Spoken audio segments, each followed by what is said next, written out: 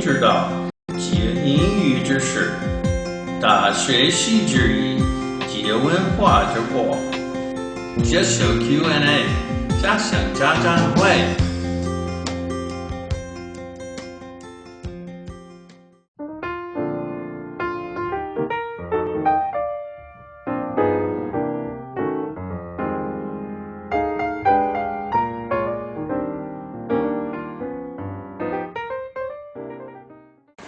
Hello and welcome back to Just Show Q&A. My name is Jonathan Dodson. My friend Susan has asked me to come in, share some thoughts with you on what I've seen over the last 10 years as I teach here in China.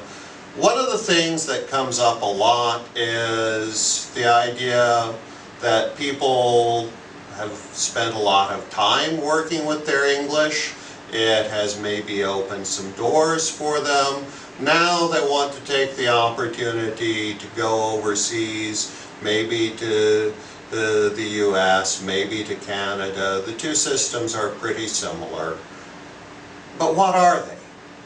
Let's take a minute and look at this. A lot of students are going over for university degrees.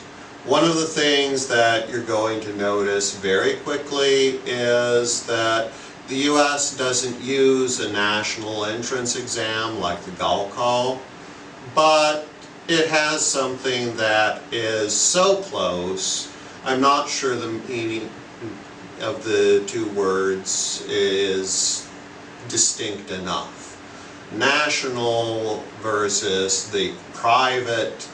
No, it's still a test that you must take and you must score well on. How you do influences what kind of a school you get into. Well, okay, so how does that work? One of the big differences is that the prestigious schools here in China are state-sponsored. The 211 schools, things like that. In the US, the expensive schools are the private schools. It sounds completely different. Now, don't be fooled, okay? One of the things that I find very confusing for students and their families, there isn't a national entrance exam, but there is something like it. Well, in China, it's very common to put things in a list form. There's a number 1, number 2, number 3. And there are very strong ideas about what order that is for schools in China. A lot of students and their parents, they get a hold of a report put out by an American newspaper. It looks like a nice, clear list. This number 1, number 3. That's made 100% sure how they get those numbers. Why do they rate them that way? Well, that is not a national list. It is not official. There's not something exactly like, for example, the 211 school rating here in China. What do you look for? You look to see things like their Carnegie research status. That's a little bit like the 211 rating. If it has a good rating for research, that means that they are doing advanced work, they have a good library, maybe you have a good opportunity to study with someone famous, or if you're doing graduate work, maybe work alongside that person. The other thing is that because these things are not necessarily set up by the government, you have to look. Who says that that piece of paper is worth anything? We have what they call accreditation. And you need to look. Is it someplace famous? For example, I am a retired lawyer. For me, I want to look and see, does that school have support from the American Bar Association. If it's not certified by the ABA, who says they really know how to teach law? Okay, some things are at the national level, some things are only regional. So look to see who says your degree is worth anything. Okay, look to see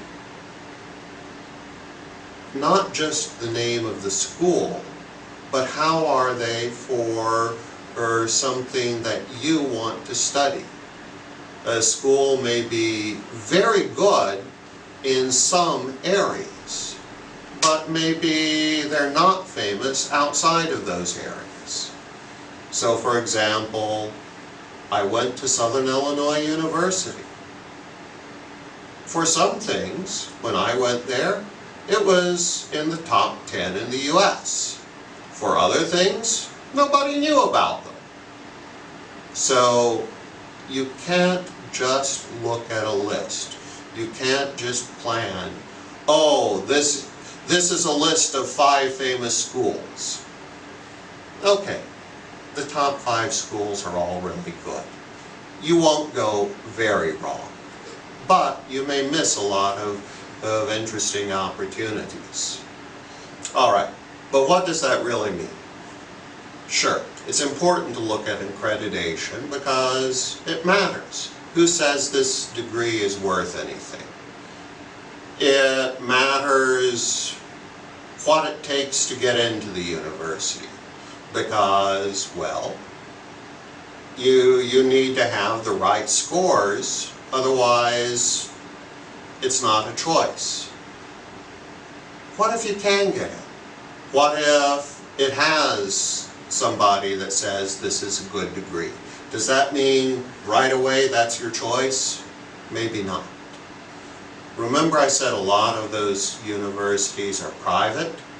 Well, in the US, private schools can be very expensive. And some schools, if you are from outside of the state or outside of the country, you pay even more. Now, maybe money is not a big problem, but you should look at getting good value for your money. If someplace is a famous school, but only so-so for your field, do you want to spend a lot of money and just get a name? Or do you want a good education to go with it? All right.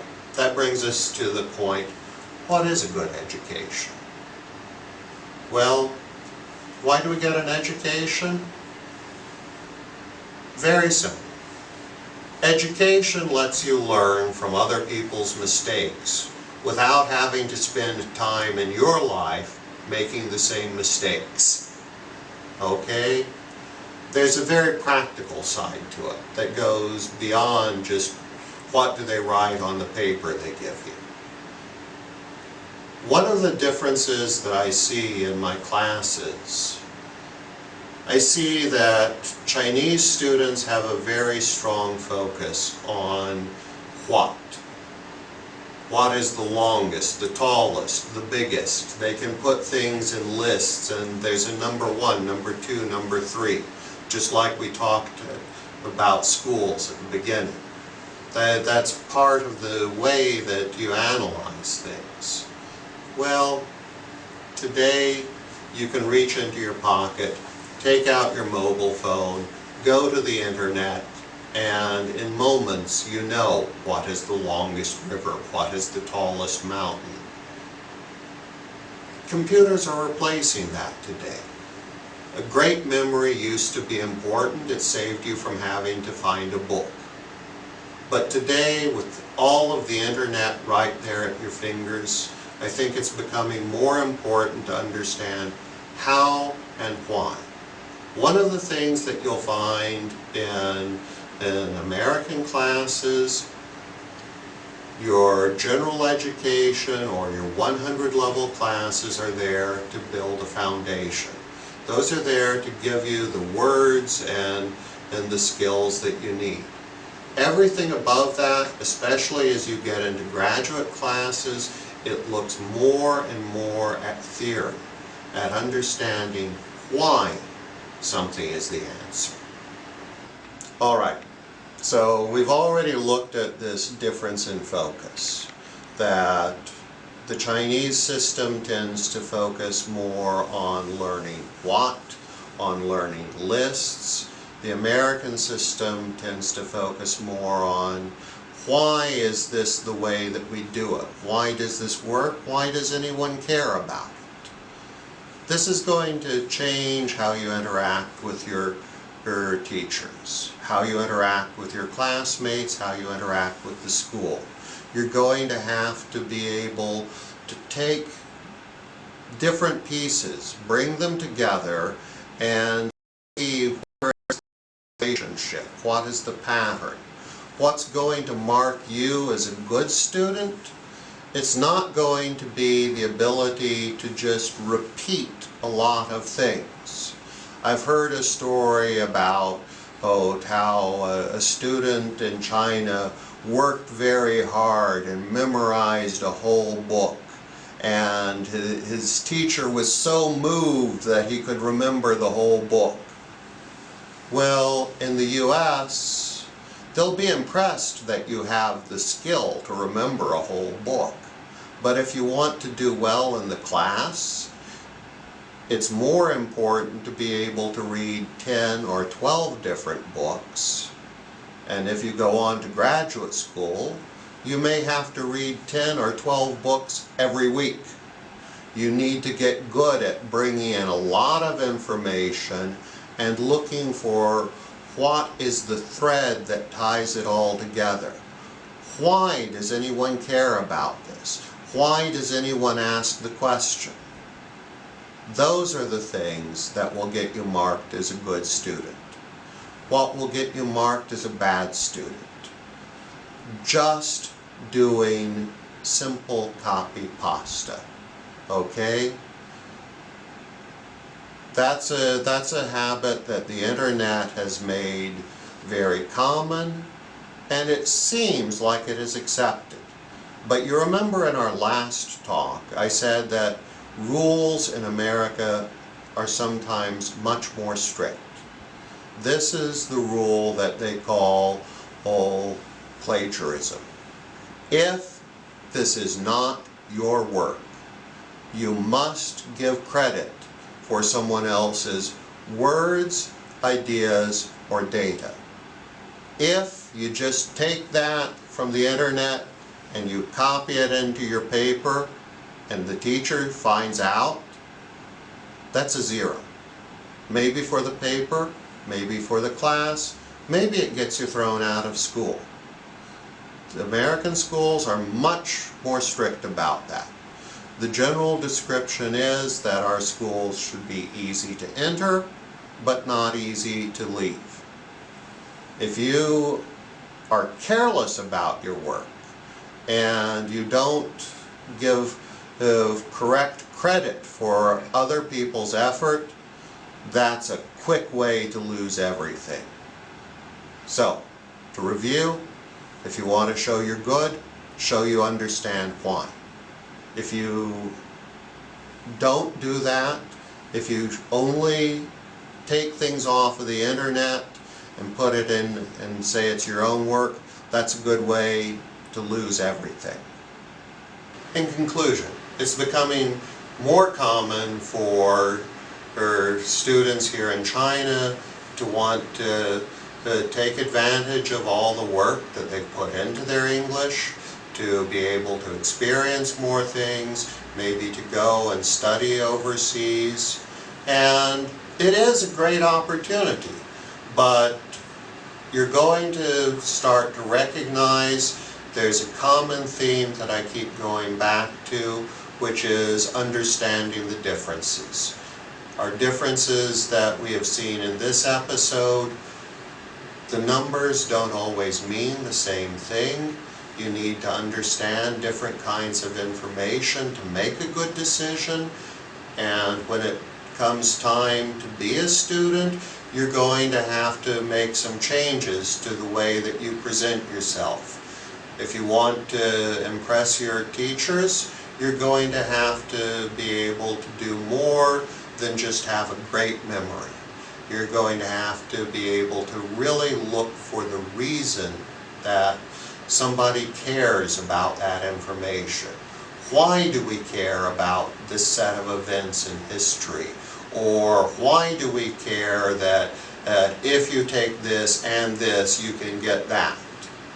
All of these things are very important in the average American classroom. The other thing that can be a problem is that American classes are more strict about some things. Please pay attention to that. For more tips and things that you can do, welcome back.